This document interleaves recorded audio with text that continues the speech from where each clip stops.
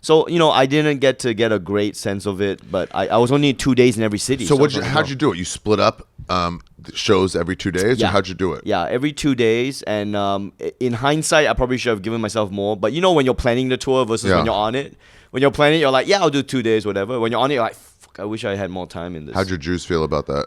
My agents and managers. Oh. About you taking days off. Oh, my guy's not Jews, but sorry. Mine aren't either, but I still call them Jews. That's how you call them. It's the Jewish arts. No, they actually were okay with me doing it. They because my agent actually had great perspective on this. He said, Ronnie, you should do Europe because you're going to love it. And they can't offer you life-changing money. Right. So you should do it before you personally feel like it's not worth your time, which was a great way to phrase it to me. Yeah. Because not to be snobbish, but I did make decent money on this trip, but my mindset there wasn't I'm here to make money. My mindset was I'm just having a paid vacation. You'll make more money in Kansas City. Exactly. But that's not the point. Kansas City is not Paris. So yeah. So he had good perspective on that.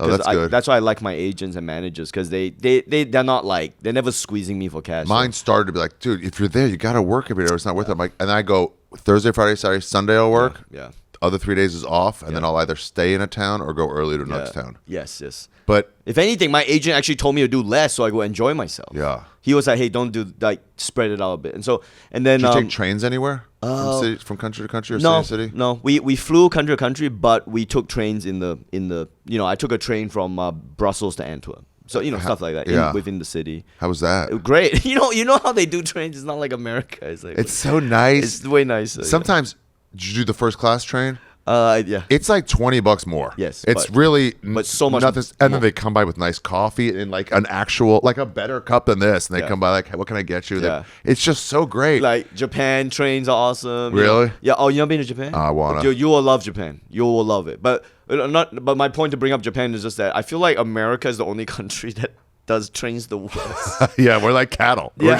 We're off, you know how like UK like stand up is like an offshoot of theater. Yes. And ours is an offshoot of like campfire storytelling. Yeah. Yeah, our trains are an offshoot of cattle transport. Wow, that's a very insightful. Maybe, right? No, but even that point about we are campfire storytelling. Oh yeah. I didn't think about that. I didn't think about that as stand up. That's where it came from. Yeah, I saw some guy I've quoted before, Ragnar Jarlsson, whatever. He's my favorite art piece in the world. It's in the San Fran, maybe MoMA right now. The Visitors. It's so fucking. Me and Adrian saw it in Phoenix, I think. Randomly, we were looking for some yayoi thing, and we came across this, and it was just like, bawling, crying. What? It was just overpowering. Oh, you going to San Francisco anytime? I'm not anytime soon, but I just did it. But please send it. He's got a residency there, so like, yeah. Please send me what you're talking about. Okay. Yeah. But he came to speak. He's Icelandic, and the Icelandic art scene is so like together because they're all funded by the government. Sure. And so all the comedians know the actors, the comedians know the visual artists. Yes. So I told my friend Ari Eljar, and he was like, "Oh yeah, he can." And then his buddy was like, "He's going to speak at the MoMA here in New York. Oh, wow. Like if you want to go see him, he's got a new installation." Yeah. Sure. So me and Adrian went, and he was speaking, and he goes, and I'll apply. He's talking about the arts, but like visual arts, but I'll apply it to stand up. Where he goes in because he does music and video and all this weird stuff. He goes in Europe. The rock stars come from art school. Like the Rolling Stones went to art school. Yes, that's right. And they come out of that. You act like rock stars, and that's just because they have money and they act like brats. But like they come out of art school. And he goes, in the United States, music is. He goes, how do you say this? And he like leaned in to ask somebody like something in Icelandic. He goes, okay, music is of the soil. Whoa. Yeah. Wow. Right. That is very cool. And that's how our stand-up is. It's of the soil. Yeah. It just grew naturally as its own thing. Yeah. So when we see like UK comedy, a lot of people are like, what are you talking about? It's kind of a different thing. You shouldn't be judging it. No, totally. You're right. You are so right. We don't have and that's what I learned. Yes. We don't have that here. Yes. And they look at us as oafs. Like, what's the message? Like, no message. We just had a good time and forgot our woes. And some of that comes from, I guess, the mission statement of America was that freedom of speech as part of it. So that you talk about the government, talk shit about the government, talk shit about So there is that kind of thing. But you can't deny that. I think London was British comedy, as much as it came from theater. I think they were also looking over here. Right. And being like, oh, they're doing that, well, we'll do. And then they did that, Yeah. because they're connected to theater, they did that version of it. But They're They're like to put it under their microscope. yeah, like, that's how would we such a do good that? point. That's a great point. Yeah, I never realized that. Yeah, I think the only thing that's unchanged, no matter where, is Irish bars. Irish bars, Irish pubs where are they the do- same kind of anywhere. Yes. Doesn't matter Yes. what your influence is. Yes. They just do it the same. Totally. That's totally true. Yeah, everywhere you go, everywhere in Europe, the Irish pub was the Irish Yeah, pub. it's just like you know what you're getting. It would be the same name as well. It wouldn't be like yeah. a Cambodian version of it. Yeah, and that point also, you reminded me that all these countries also had their own comedy scenes. Burgeoning comedy Yeah, scenes. it was exciting. In their own languages. It was exciting. Yeah.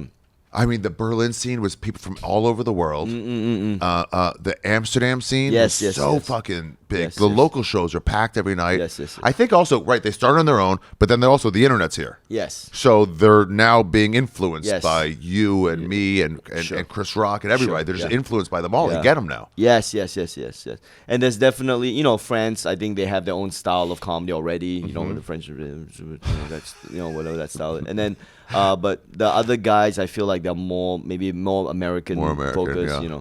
Australia, totally American style. Yeah, well, actually, Australia was British when I started. American style was just seeping in because I guess we were kind of I was pre-social media in Australia. We're doing comedy.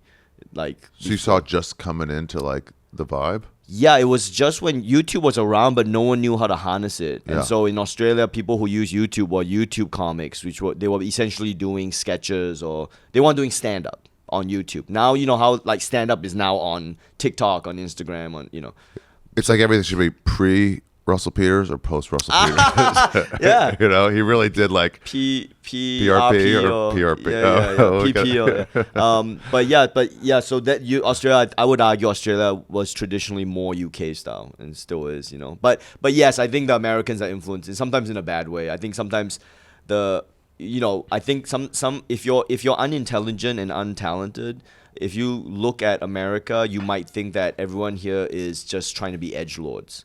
Yeah. Without the skill set of comedy, as in you might think that comedy in America is just saying the most controversial thing with no jokes. It's a cursory glance at it. Yeah. It's like that's not really what it is. I can see why you might think that, but there's actually people doing very interesting, unique stuff and trying to touch on hot button issues, and you're like going for laughs from dark places. Yes. And people go, you're just trying to be shocking to all these people. I know. Like, no, it's more than that. Yeah. It's more than that, and we appreciate that obviously. But unfortunately, there's people in Australia. I'm talking comics who they market themselves on being too dangerous for Australian TV, but they do it unironically. Like it's one thing to market yourself as that, but they truly believe that they are saying something that's horrible. That, and dorks. It's such dorks. I know that it's so dorky, and I'm already like, your mindset is already wrong. Because I guarantee you, the comics that you love who are controversial, that's not what they're trying to do. They want to get on TV. They're trying to tell jokes. Guys, I wish it wasn't like this. I'm just trying. Like, why don't you like this? Yeah. And like, there's plenty of audiences that really like it. Yes. Can't you just be like them? Yes. Where